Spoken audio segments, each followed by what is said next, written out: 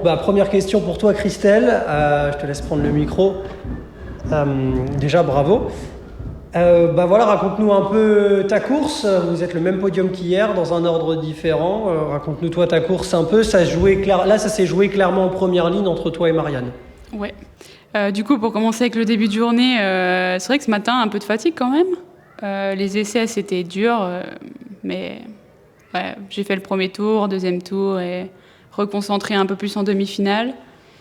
Et puis ensuite, la finale, mieux qu'hier, parce que hier, j'avais vraiment beaucoup accroché la grille, du coup, ça m'avait bien ralenti sur l'intérieur. Et aujourd'hui, beaucoup mieux, donc départ parfait. Après, j'ai fait ma première ligne. Marianne n'était pas très loin, donc bonne première ligne. Après, j'ai fini ma course sans erreur et jusqu'à la ligne d'arrivée. Donc, petite victoire, ça fait plaisir. Justement, c'était un peu la victoire qui te manquait peut-être depuis le début de saison en Coupe de France. À Limoges, on l'avait vu, tu étais bien placé. Tu n'avais pas réussi à chercher la victoire. Qu'est-ce qu'elle symbolise pour toi, cette victoire aujourd'hui ? Ouais, du coup, 2 deuxièmes places à Limoges où je me fais rattraper sur la ligne. Donc, c'est vrai que ça fait toujours un peu mal quand même. Hein. Mais aujourd'hui, ouais, c'est vrai que ça fait plaisir. C'est toujours cool de gagner une Coupe de France. Et puis, je pars demain pour l'Argentine, donc c'est vrai que ça fait plaisir de bien rouler et de partir en tout cas avec une victoire comme ça pour l'Argentine. Marianne, je te laisse prendre le micro. Toi, raconte-nous un peu ta course. Toi, comme hier, tu as choisi le couloir numéro 8. Raconte-nous ta course, ta finale. Finale, comme hier, même stratégie. Je me décale à l'extérieur pour me rassurer et aussi me mettre dedans, parce que c'est vrai que quand on a la 8, on sait qu'on n'a pas le droit à l'erreur. Du coup, je me décale. Beaucoup de fatigue la journée et une bonne ligne, une bonne première ligne. Un départ un peu... pas mon meilleur start, mais une bonne première ligne. Mais il y avait meilleur que moi à l'inter, donc contente quand même. Après, j'arrive à me mettre dans sa roue, suivre tout du long. Je suis contente parce que physiquement, j'ai réussi à tenir jusqu'au bout et voilà, contente. Quel bilan tu fais un peu de ce week-end ? Hier, on en a parlé, il y avait des affaires extrasportives, mais quel bilan, toi, tu fais de ce week-end ? J'imagine que c'est satisfaisant, il y a quand même de la joie avec ces deux places. Ouais, totalement. Totalement, super contente, franchement du week-end. Ça fait du bien au moral, ça permet de rerouler, de se remettre dedans aussi physiquement pour la prépa. Et voilà, très satisfaite de cette deuxième place. Et hier la victoire, donc ça fait du bien moralement et je pars sur une bonne note, c'est cool. Puis des points pour l'ADN avec, donc c'est sympa aussi. Justement, c'est quoi un peu le programme pour toi en fin de saison ? Programme, c'est 3, je sais pas encore si j'y vais parce que j'ai une opération de nom de sagesse à faire juste avant.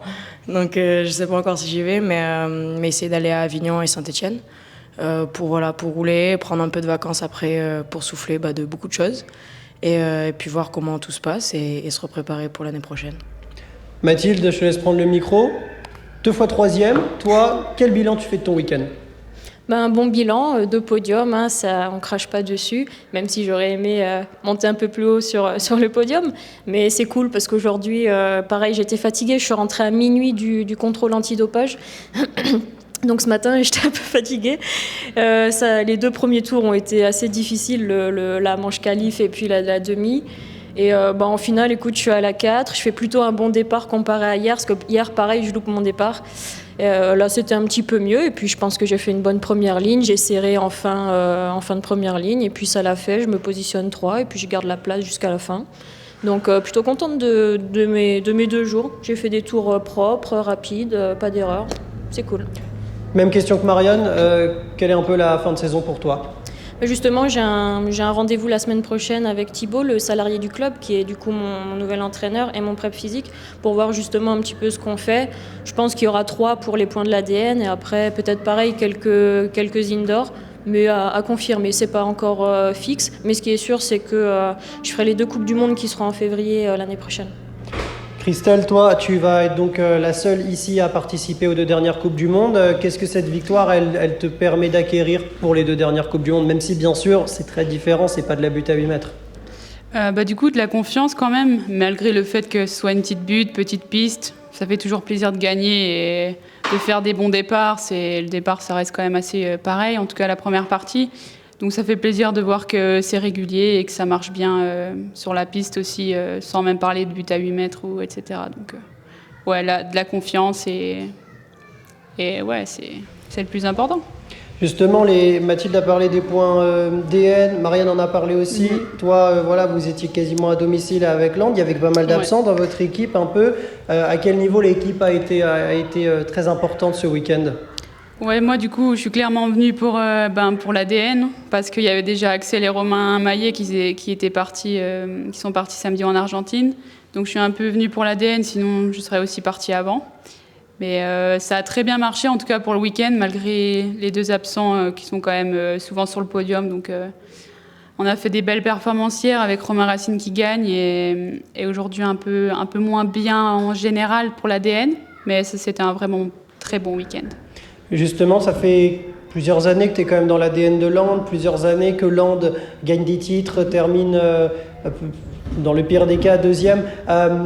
Toi, quel bilan tu fais de ces dernières années? Qu'est-ce qui fait justement pour toi cette réussite? Je pense vraiment que la réussite, elle est collective parce que à chaque fois, comme par exemple ce week-end-là où il manquait les grosses têtes quand même, tout le monde se mobilise pour rouler à son niveau et même des pilotes comme Pierre Gess qui est là encore blessé avec son dos, il s'est déplacé, il est venu, il a fait le premier tour et il y a beaucoup de respect dans l'ADN pour tout ça et c'est vrai que c'est vraiment une force, je pense, de venir rouler même si on n'est pas à 100%, tout le monde est toujours là pour l'équipe et même s'il n'y a pas les meilleurs, on arrive toujours à bien se placer et on est là, quoi.